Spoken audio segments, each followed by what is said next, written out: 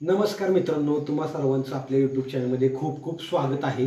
तर मित्रांनो, त्या दिवशी पेडगावच्या फाटीवरती झालं होतं एक आदत एक बैलचं मैदान झालं होतं आणि या मैदानामध्ये आपला सगळ्यांचा आवडता नवम हिंद केसरी बकासूर पण पळा होता। तर मित्रांनो, सेमीला सगळ्यांना माहितीची गाडी बरोबर काय झालं, जवळजवळ 15 ते 20 मिनिटं झाली तरी गाडी काही जागेवरती उभी राहत नव्हती। जवळजवळ 5 ते 6 वेळा पुन्हा पुन्हा ती गाडी उभी करण्यात आली।